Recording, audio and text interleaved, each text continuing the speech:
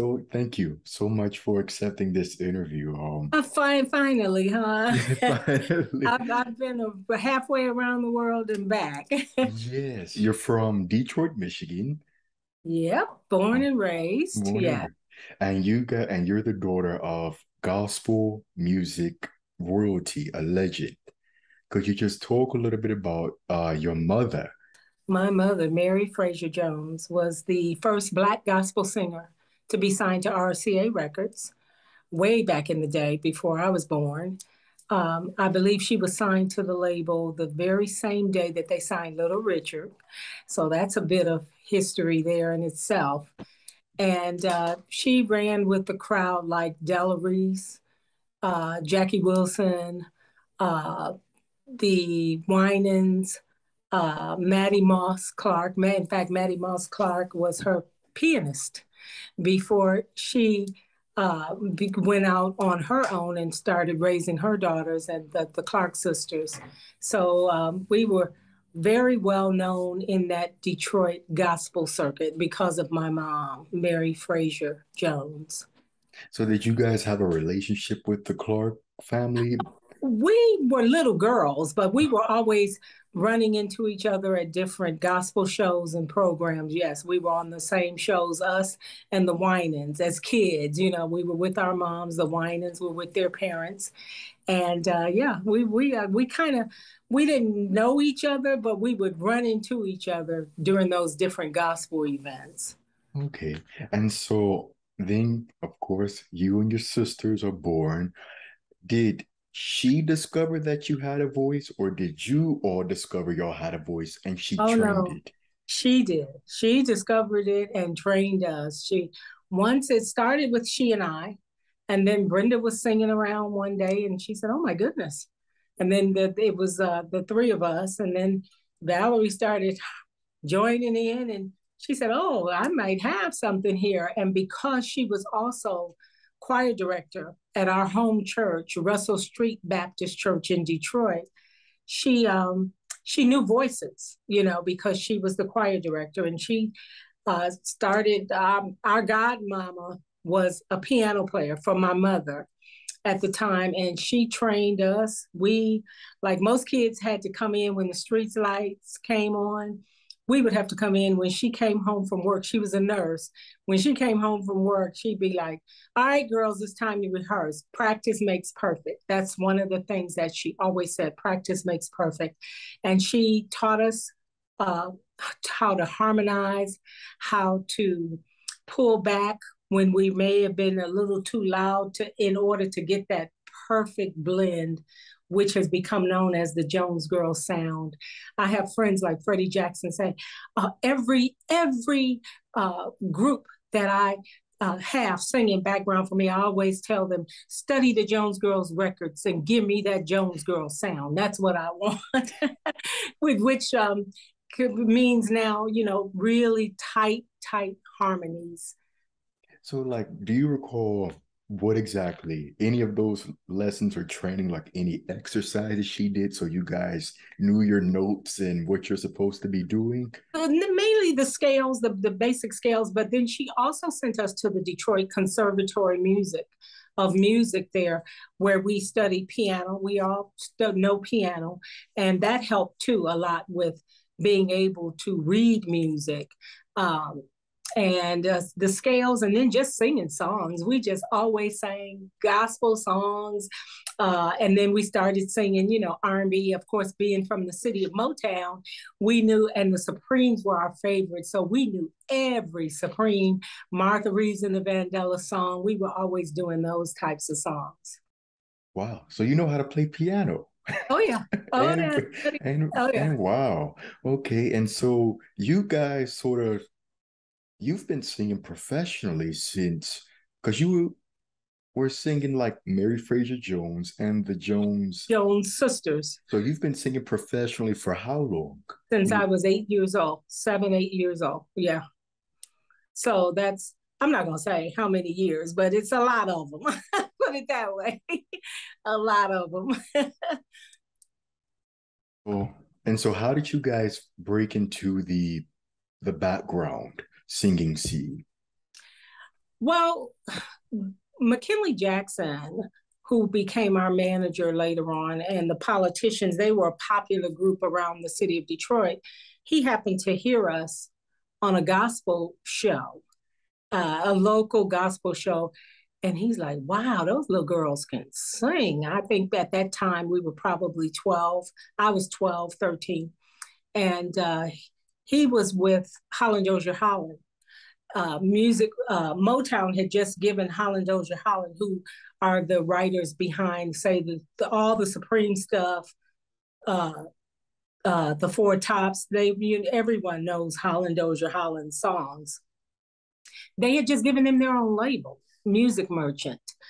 So he said, I heard some girls that uh, were harmonizing like crazy with their mom on this gospel show.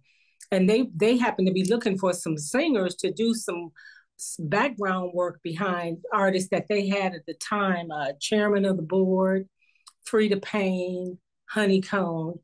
Um, so he, you know, located us and became really good friends with my mom, and then asked her, well, these girls, their harmonies, Holodoja Harlem would love to, just try them out on some background stuff just because they're so talented. Uh, and she, because it was R&B, she was hesitant at first, but after we had all our girlfriends ask, please, please, because we really wanted to do it. It was like, oh my God, that was as close to the Supremes as we could get at the time. Uh, but the stipulation was, well, they could do it, but I got to be there. So she was there, and then we did so well on those sessions that they said, well, let's try them on, some songs themselves. So they gave us a contract when we recorded a couple of songs with them.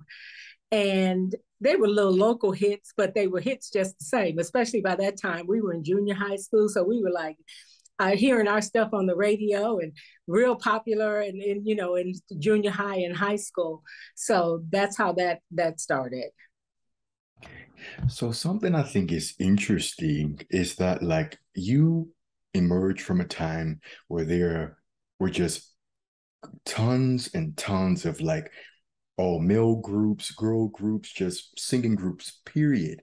What do you think it was around that particular time period that there was a lot of group singing? Motown. I mean, every group that it was. That's basically what it was at Motown.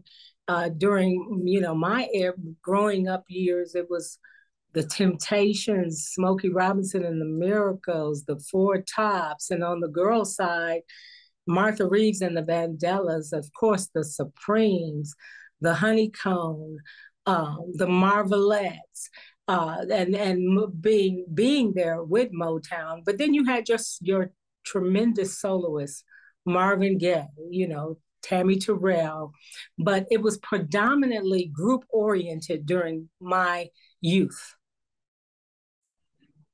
And so you guys were just a lot of people in the neighborhoods were just making groups. Oh, on the street corners, the street cops. When you see those movies, like the Temptations movie and everything, that was really, really what was happening on every street corner. We used to have these talent shows on our front porch, and like a lot of people did. And once we started winning them, our cousins and other people in the neighborhood would be like, "Go get the Jones girls, go get the Jones sisters," because we knew we were gonna go get them for the talent show because they gonna win, And we everybody be out there just strutting, doing their little thing, and then we come along and we were always winning. We were winning. They had these little homemade trophies and stuff. So we were winning and we became popular just in that too. And then you guys, moved to LA and you start working with some very, very big names. I think the very first time I heard you guys, I didn't know it was you guys at first. Did you guys do the ooh, ooh, ooh at the beginning of Almighty Fire? Is that the Yes, we Jones? did. Yeah. That was my first time ever hearing you guys' voices. I was like, who is that? Because that's not Aretha and it's not her normal background singers. It was like a very sweet sound. So I know you guys have worked with Aretha. Who else have you worked with? Oh my goodness. Lou Rawls, Dionne Warwick, Ooh, what Frida song? Payne, Linda Clifford, Cher, Mm-hmm. Helen Reddy, Norman Connors, Teddy Pendergrass. And the list goes on and on and on. Le Pamplemousse, Michael Pedersen, Dexter Wansell, uh, just on and on. Because at that time, once we moved to California and Holland Dozier Holland they were using us, other people started, oh, I want that sweet sound. We want that sweet harmony. There were only really two groups that people were using at the time, and that was us and another sister brother group. It was two guys and two girls, and they were the Waters family. Yeah, so at that time we run into each other, did studio because we were the premier singers that different artists wanted to use. What Dionne Warwick cuts were you on? Oh my goodness. Now it takes McKinley Jackson to tell us those. It was a couple of, I can find out the album because, I was like, what, 18, 19 years old. 18. So it might And have been like the Warner years, right? yeah, I think it probably was. And I can find out from him which cuts it was. And he even told me the album because she had so many, and she was one of my favorite singers at that time. I mean, Hmm. everything that she sang, I loved her voice. So when you're working, are you actually in the studio with these artists or No, no, we oh, did. They would either uh, have somebody singing, or their voices were already on there, and we were doing the background. oh, okay. Yeah.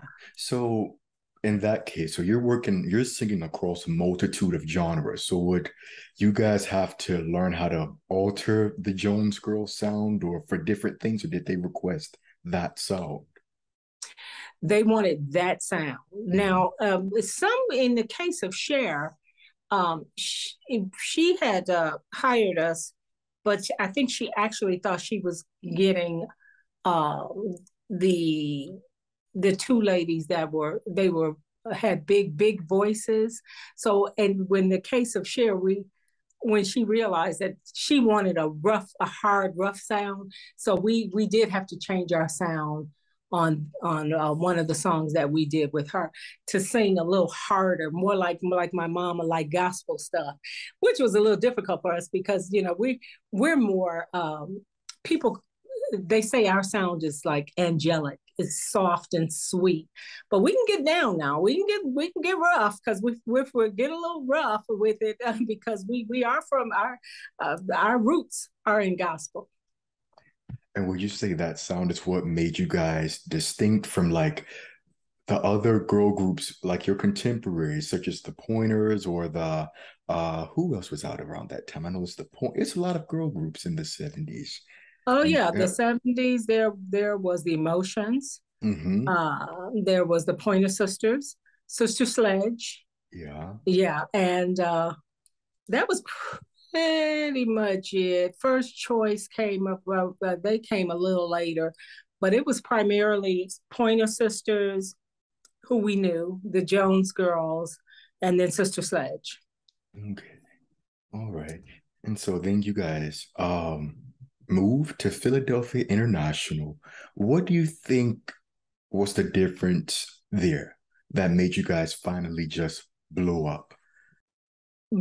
Before that, we were Diana Ross's background singers for 3 years, from 76 to 79. And I owe our beginnings and our introduction to Philly International solely to the Queen herself, Diana Ross, because when we auditioned for her, and the first words out of her mouth were, "You guys are terrific. Can you get passports? We're going to Europe." And we were excited.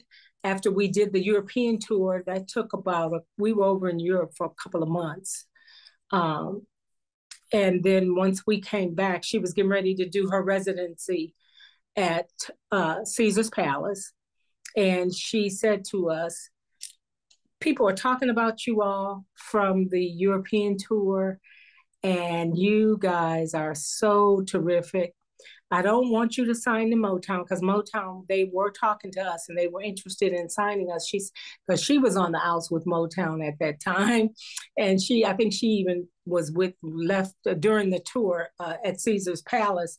I think she went to, was it Warner Brothers? RCA. So RCA, okay. Mm-hmm. And she said to us, so during one of my costume changes, I change clothes 5, 6 times. Find yourselves a song, and I'm going to introduce you to the world, which is what she did. She kept her promise.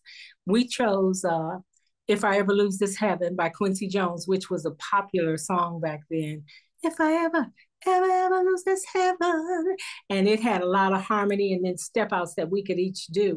And then during one of her costume changes, and the audiences, she would say to us, she would tell the audience, I'm getting ready to go change right now, you guys.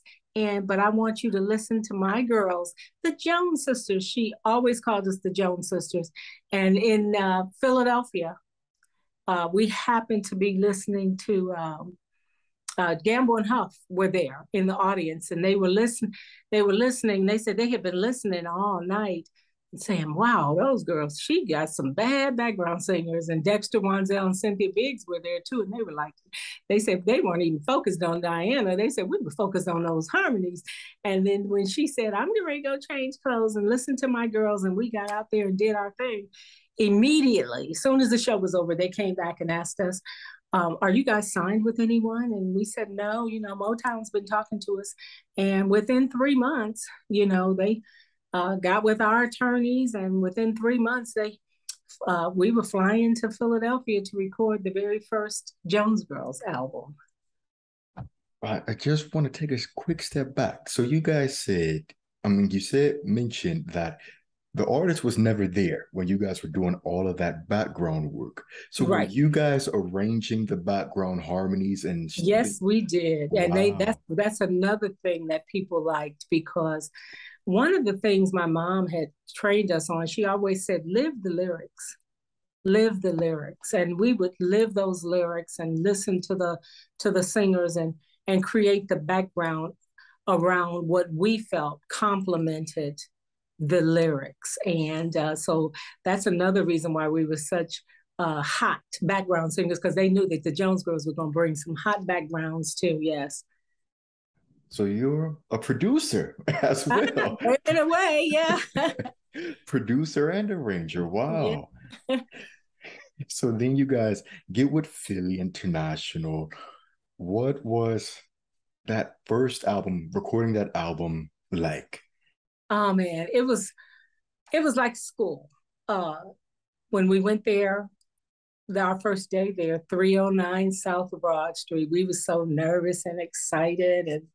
And we had just come from across the street with the Fantasy Lounge, and to actually see Teddy Pendergrass was in there, the OJs were in there, because they all kind of, Kenny had all of them welcome us to the family. Billy Paul was sitting there, Gene Carn, and to see all these people at this lounge, right, eating and welcoming us, the Jones Girls, to Philly International, where people like, Teddy and the OJs, Billy Paul, Gene Carn, we were like, oh my God, these are all people we hear on the radio now, Uh, and then when we went across the street, they gave us our schedule, and we were with Dexter Wanzel and Cynthia Biggs for a couple of hours, and they all had these songs that they had, to present us, and then they all had these little studios where they each room had a piano and at that time a little tape recorder for us to, if we liked the song, we could record and get a feel as to where we were going to go with the song. Then there would be the next couple of hours we would be with McFadden and Whitehead.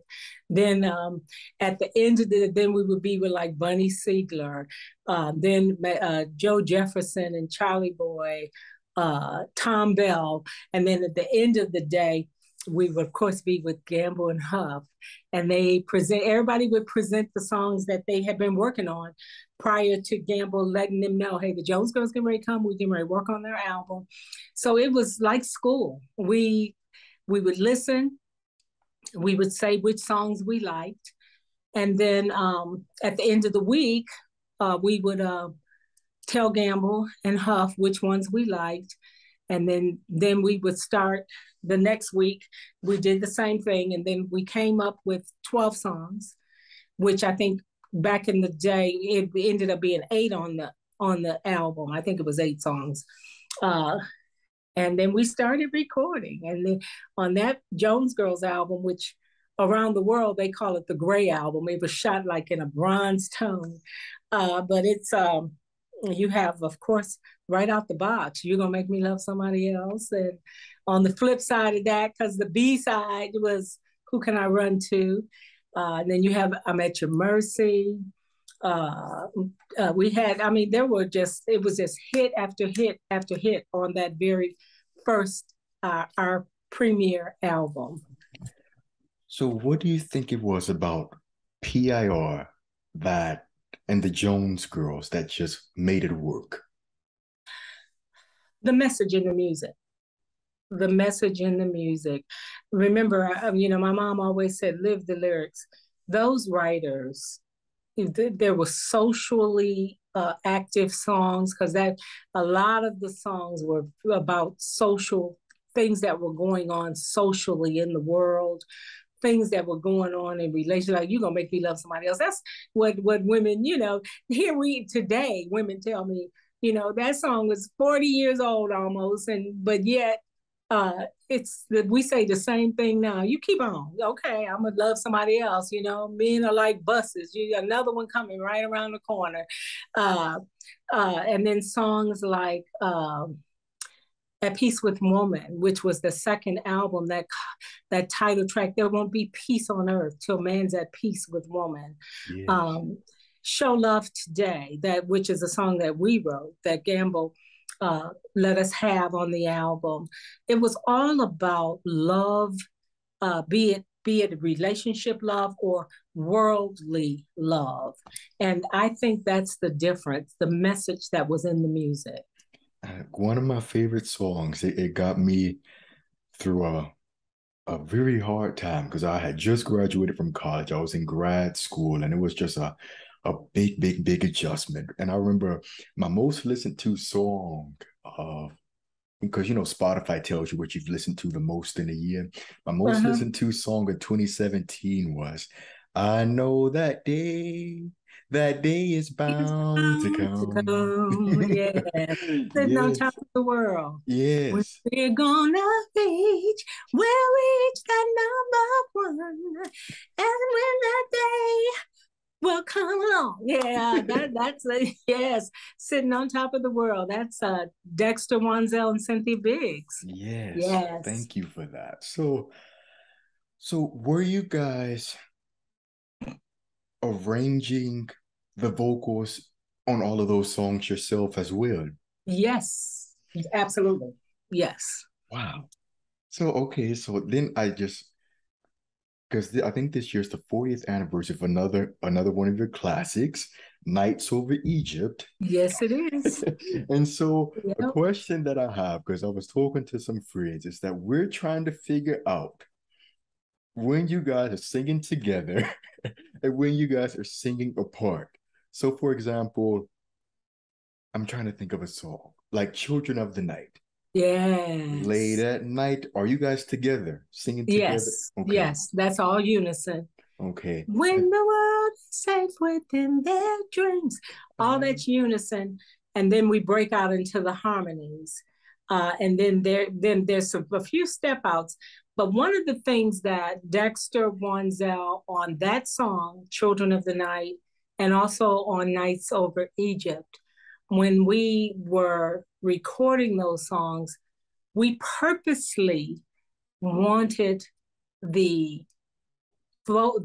the unison of our voices when we were all singing this exact same note, and then to break into the harmonies to be a lead vocal, so that people would say just what you said.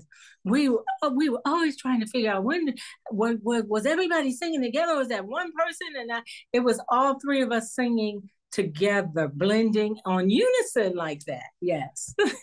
So how, speaking of blending, how do you guys blend together so well? Because it's three different voices, and even when you guys are singing separately, okay, I know like, okay, that's Valerie, that's Brenda, that's Shirley, but Yes. how's it one Jones Girls when you guys are together? Well, it's funny because uh, Brenda and Valerie and I, when people would call our house or even talking to us, we all sounded the same. They never knew who they were talking to. We had the same resonance in our voice, the same sound. So we were able to blend even in unison, where it was sounding like one voice, one voice just kind of just magnified because it was three voices that sound so much alike blending on the same note, which that's what that's so many people, and even me, that's the one of the beauties of the Jones Girl sound, those unisons, and then we break into that harmony where we would all do our distinctive, I'm always the high voice, and then there was Brenda in the middle and Valerie had the bottom, although sometimes Brenda would be on the bottom and Valerie would be in the middle, but I was always the lead voice and the highest, the soprano. And did you guys arrange the harmonies in thirds? Yes. Okay. Yes. And then Valerie was born with perfect pitch. Uh, so on songs like Nights Over Egypt, those really intricate harmonies on there, uh, that is like four B with flats. That it's like we would go in and do a fourth note too on those harmonies. Fourth, like a what is it, like a minor, uh we would do like a minor note, so it was more like four part harmony, because one of us would go in and do the fourth note because of Valerie's ear, and she would say, we need to put this note right here too, and we would, one of us would, usually Valerie would go back in there and do that. So, and is there like a special story behind that song? Because to this day, that still gets the dance floors crowded. Oh yeah, Brenda and I didn't even want to do that song. Oh, Yeah, it was bad. That when Dexter and Cynthia presented that song to us, Cynthia was telling us how, she went to the library to make sure the lyrics were correct for that time. The incense and myrrh and all of that, and how she studied the lyrics. Britt and I thought it was a bit too jazzy, and coming off of uh, "You're Gonna Make Me Love Somebody Else," "I'm at Your Mercy." We were like feeling like we really wanted to just go hardcore R&B, but Valerie's like, we're doing this song. And uh, so we did. We listened to her, and thank God we did, because to this day, that is the younger generation. I've gotten more fans from people like your age that have just recently found that song within the past 10 years or so. People like Anderson Paak that says that's one of his favorite songs. So many people around the world. So I'm glad we listened to my baby sister at that time and did it, and it made that album, the Get As Much Love As You Can album. and then I think is it after Get As Much Love As You Can, you guys made a brief switch to Our, RCA?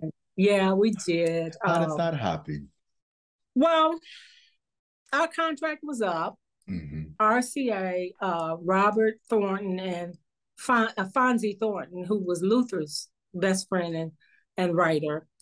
And Robert, I think because Diana had been there or whatever, they made us an offer. We weren't sure if Kenny was going to re-sign us, which we found out later that they would have, but management said, maybe you should try something because the third album didn't do as well as the first two.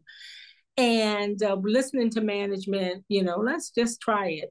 And we went over there and did that one album, which had some great songs on it. They had some great songs, but we had an album in the can that Kenny Burke had done, Keep It Coming, the Keep It Coming album. And a couple of months after that, the On Target album came out. The Gamble released Keep It Coming, which did better than the On Target album. So that was interesting. Well, but we learned a good lesson. Sometimes we probably should have stayed and did another album.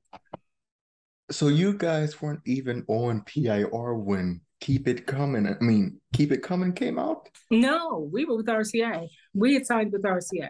Wow. Because Yeah, I thought you guys went to RCA and then went back to no, PIR. no, that album was in the can. That album we had done that album already before, because it was a 4 album contract, and we had cut, and we didn't think that they were going to release it. We didn't know, and our contract was up. We didn't know if he was going to re-sign us, so we went on to RCA.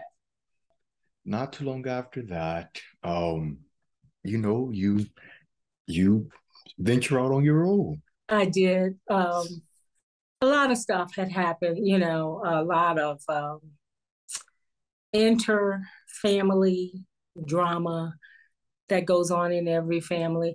And we have been working together so long, since 8, 9 years old. And then to have that success, and we were still so young. Valerie, there was a lot of drinking going on. Valerie said, I just want to go to college. She was the only one that hadn't had a chance to go to college. Brenda got married and moved to Atlanta. We were all in California, and I was just there, trying to figure out what I was going to do, but I knew I wanted to sing. And Kenny Gamble called me out the blue one night when I was really trying to find myself. I had just gone through a breakup with my guy and then a breakup with my sisters. And I was like, okay, what's going to happen here? So I started doing background with people like Howard Hewitt, Phyllis Hyman. I did background for a lot of different, Lynn Davis, did a lot of stuff for George Duke. In fact, I'm on that first not Sherelle, what's her name? Now that love's taken over me. Shantae Moore. I'm singing background on that with Howard Hewitt and Lynn Davis. We did her first album. And so I started doing background. And one night when I came home from the studio, I was just sitting there. I'm like, God, I want to sing. I really want to get back out there in the forefront, And Kenny Gamble happened to call me and asked me, so what you doing? I said, well, I'm doing background work, hanging out, had gotten a regular job. And he said, would you be interested in doing a solo project? I'm like, man, yes, and so we got together and they flew me in and I was there for another 2 or 3 months, worked on my first album, Always in the Mood. They hired Al McKay to do the B-side. And I had my first #1 record, Do You Get Enough Love, in 1986 as a soloist. So, right out the box with the Jones Girls and then right out the box as a soloist. So I said, hey, I got something going on here. Was it a big difference artistically doing it on your own versus with the Jones Girls? Yes, it was. I had more control. It was me, because when it was the 3 of us, we always did democratic. If 2 out of 3 agreed on a certain part or we should do this, then that's what happened. But with this, I was in total control. I was in control. And if you notice on the Always in the Mood album, I said, well, Kenny, let's try something different. Let's have the the whole A side of the album be slow songs, and then the B side all up tempo stuff. And they agreed, and let me do that. And I think a lot of people start doing that on their albums after that. Um, but I had a lot more control because I didn't have to agree with other people. I was able to make the decisions and the choices. And even sonically, like even though you guys were, you're a group, but it's three different women. You guys have three different tastes, but how did you navigate like this is what Shirley Jones likes, but also you guys know me as Shirley Jones of the Jones Girls, like that, that sound. Well, I purposely uh, always kept a lot of really nice background parts. Uh, and I got that from creating background on the Jones Girl stuff with my sisters. But when I went out on my tour, I purposely took it away from the Jones Girls, and I had two guys and one girl, Brenda Lee Yeager from, and then two guys that sang with me because I didn't want at that time. I wanted to kind of be Shirley Jones and not necessarily Shirley Jones of the Jones Girls. Although now that both of my sisters um, have transitioned, my whole purpose of staying out there and in everything I do, even the album that I'm working on, the In Loving Memory album that is dedicated to them, that hopefully will be coming out this year, if not early next year. Um, my whole purpose now is to remind people I'm out there performing all the time, singing Jones Girls and Shirley Jones stuff to remind people of those beautiful harmonies. And I have three terrific young singers, ladies that are so much sound like the Jones Girls that they free me up to be able to do my thing and take people back down memory lane with those beautiful songs that we recorded on PIR. Wow, and it's so interesting that you mentioned a potential and loving memory album coming out this year because Yes, you have quite a few musical anniversaries this year. This year is the 30th of the last Jones Girls album. yes, the Yes, Coming Back album. Yes, it yes, is. It is yes. on ARP. Yep, and then I'm hoping I'm three songs out. I got just three more songs to do. Uh, I'm, I would really like for it to be released on Brenda's birthday, which is December 7th. So if I can get those three songs done in between, touring and between shooting a video, which we're doing in a couple of weeks for my new single, Soul Stepping, that's out now. Then I'm hoping it will be released because this is something that I've wanted to do since Brenda was killed tragically in 2017. I feel like I owe it to them to do an album. A couple of them are remakes of Jones Girls songs, and I'm doing harmonies and backgrounds on all of them, on all the songs. Quite a few of them I wrote, and I'm writing the title track in Loving Memory with Kenny Burke. So we still got to finish that song, but that's something that I have to do for my sisters. And you're doing a damn good job. And you're doing a good job for yourself too, because you're back on top of the charts again Yeah, yeah, with Soul Stepping. And yeah. can you I just tell us about where is Shirley Jones heading musically and just what is yeah. musically, I'm trying to bridge that like a lot of times they say old school or I'm an old school artist. Yes, I am, but I try to in my music like soul stepping. I'm trying to incorporate a beautiful sound with some really nice hip beats that you young generation like. And that's how, because the guy that did the music on Soul Steppin', he's a young guy, I'm like 30, early 30s. And so when he sent me the track, and when I sent him back the lyrics, he's like, oh man, Miss Jones, so in my writings, I try to be a little hip. And then I have a 33-year-old son that kind of will tell me, Mom, that sounds a little too dated. And he and my nephew, they'll tell me. So thanks to them, my sound sounds very youthful and young for young people. I'm just glad you recently celebrated a birthday. I did, in the air at midnight. We were in the air flying over to the UK, to London Heathrow, and then we had a 3.5 hour ride to Great Yarmouth. So my son and nephew, they were sitting with me, and we had the lady give us bring us some champagne, and we actually had us a toast in air at midnight. That was a new experience. All these birthdays, I was never in the air at midnight. And that was beautiful. Yes. So, just out of curiosity, if you guys were doing all of these arrangings and productions, did you not get the credit per se for it? We didn't know that we could, or writer's credit too. I found out, and yes, we did not know.